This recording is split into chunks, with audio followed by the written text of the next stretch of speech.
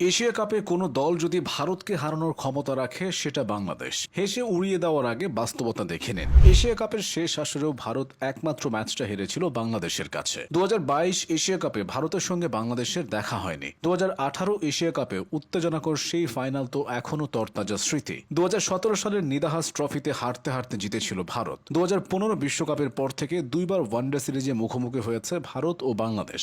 দুইবারই টাইগাররা series জিতেছে। নামে ভারে ভারত বড় দল, তাতে কোনো সন্দেহ নেই। তবে বাংলাদেশ ভারত মুখোমুখি হলে সেই পার্থক্যটা খুব বেশি কাজে আসে না। গত এক দশক ধরে অন্তত সেটাই হয়ে আসছে। এখন বাংলাদেশ ভারত ম্যাচ মানেই শেষ বল পর্যন্ত শ্বাসরুদ্ধকর লড়াই। বড় দলগুলোকে সহজে হারিয়ে দেওয়া ভারত বাংলাদেশের সাথে জিততে পারলেও সেটা হয় ভীষণ কষ্টার্জিত।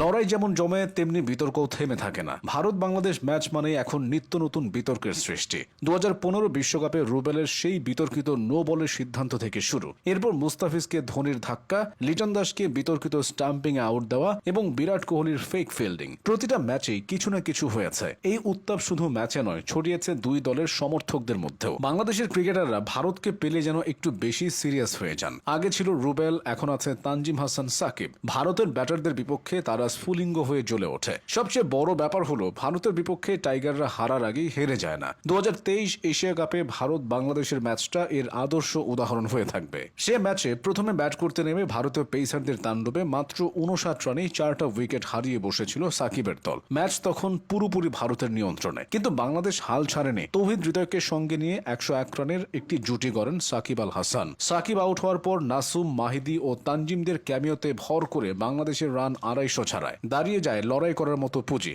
সেই পুঁজি নিয়ে শুরুতেই ভারতের মেরুদণ্ডে আঘাত করেন তানজিম হাসান সাকিব। ভারতকে হারানোর সে ম্যাচে তানজিমের আগ্রাসী বোলিংটা বড়সড় অবদান রেখেছিল। 2023 সালের বছরখানেক আগে অর্থাৎ 2022 সালে টি-20 বিশ্বকাপে বাংলাদেশ ভারত ম্যাচটা ছিল একেবারে পয়সা উসুল। লিটন দাসের ঝোড়ো 60 রানের ইনিংসের পরও সে ম্যাচে অল্পের জন্য জেতা হয়নি বাংলাদেশের। তবে কোহলির একটা ফেক ফিল্ডিং বেশ সমালোচনার জন্ম দেয়। 2022 সালে 3 ম্যাচের ওয়ানডে সিরিজ খেলতে বাংলাদেশে এসেছিল ভারত। নিয়মিত অধিনায়ক তামিম ইকবাল না থাকায় সে সিরিজে বাংলাদেশের ক্যাপ্টেন করা হয়েছিল লিটন দাসকে। সে লিটনের অধীনেও ভারতের বিপক্ষে সিরিজটা নিজেদের করে নিয়েছিল টাইগাররা, যেখানে সবচেয়ে বড় অবদানটা ছিল মেহেদী হাসান মিরাজের। প্রথম ম্যাচে 187 রানের টার্গেটে খেলতে গিয়ে 136 রানের নবম উইকেট হারিয়েছিল বাংলাদেশ। এরপর মুস্তাফিজকে সঙ্গে করে বাকি পথটা পাড়ি দিয়েছিলেন মিরাজ। সিরিজের দ্বিতীয় ম্যাচেও মিরাজের কাছে ধরাশায়ী হতে হয়েছিল ধাওয়ান কোহলিদের। প্রথমে ব্যাট করতে নামা বাংলাদেশ সে ম্যাচে 69 রানেই হারিয়ে বসেছিল 6টা উইকেট।